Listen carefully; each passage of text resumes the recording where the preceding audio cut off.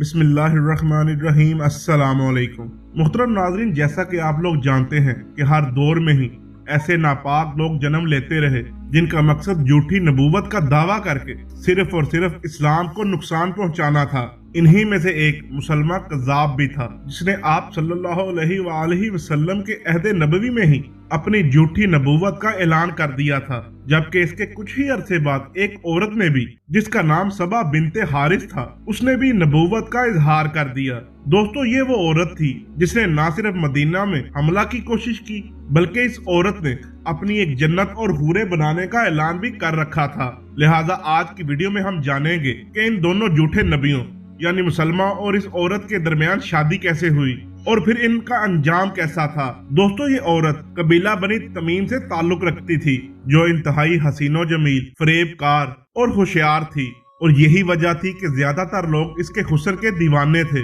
آپ صلی اللہ علیہ وآلہ وسلم کے دنیا سے پردہ فرمانے کے بعد اس نے نبوت کا دعویٰ کیا۔ جب اس نے نبوت کا دعویٰ کیا تو گمراہوں کا ایک گروہ اس کے ساتھ ہو گیا، جس کے بعد سبا بنت حارث نے کہا کہ وہ اپنی قوم کے لیے اس دنیا میں ایک الگ جنت بنائے گی جہاں حوریں اور غلام بھی ہوں گے۔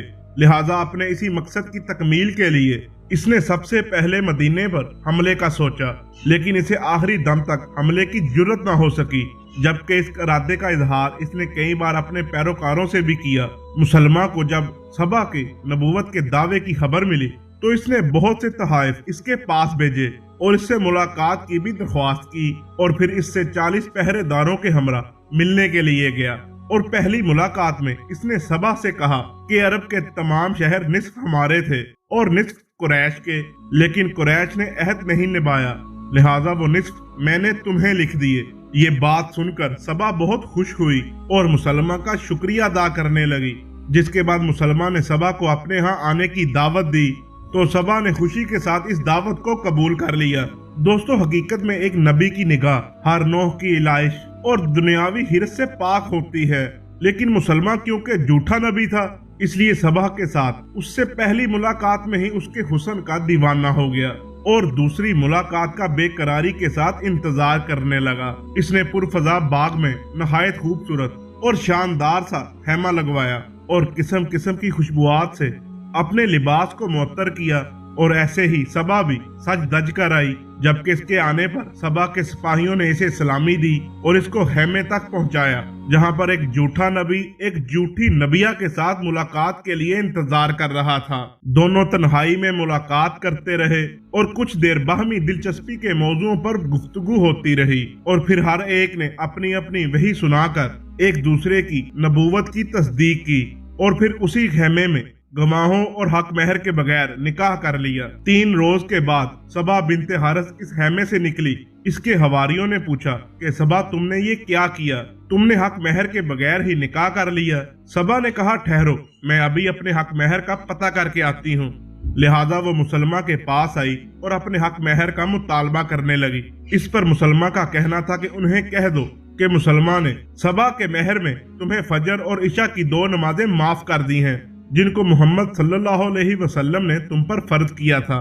لیکن جب سبا نے اپنے حواریوں کو مسلمہ کذاب کے نبی پر حق ہونے اور نکاح کی خبر سنائی تو بڑے بڑے سردار اس سے ناراض ہو کر الگ ہونے لگے، اور دیکھتے ہی دیکھتے سبا بنت حارث اکیلی رہ گئی اور خاموشی سے اپنے ننھیال قبیلے چلی گئی اور وہاں اکیلی زندگی گزارنی شروع کر دی، اور وہاں توبہ کر کے دوبارہ مسلمان ہو گئی۔ لیکن دوسری طرف مسلمہ کذاب ویسے ہی نبوت کا دعویٰ کرتا رہا، جبکہ اس نے ایسے مسلک کی بنیاد ڈالی جو عین انسانی خواہشات کے مطابق تھا۔ چنانچہ اس نے شراب حلال کر دی، زنا کو مباح قرار دے دیا، نکاح بغیر گواہوں کے جائز کر دیا، ختنہ کرنا حرام قرار پایا، ماہ رمضان کے روزے بھی اڑا دیے، فجر اور عشاء کی نماز معاف کر دی، قبلہ کی طرف منہ کرنا ضروری نہیں رہا، سنتیں ختم ہو گئیں اور صرف فرض نماز پڑھی جانے لگی، اور ان کے علاوہ بہت سی خرافات نے جنم لے لیا۔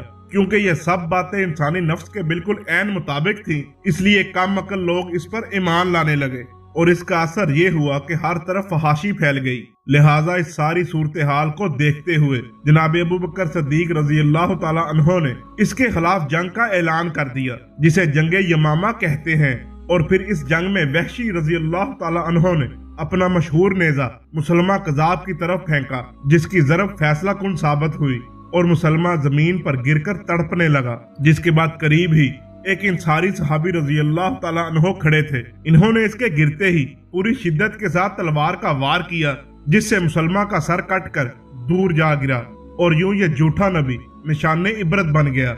मुहतरम नाज़रीन, आज की वीडियो में बस इतना ही।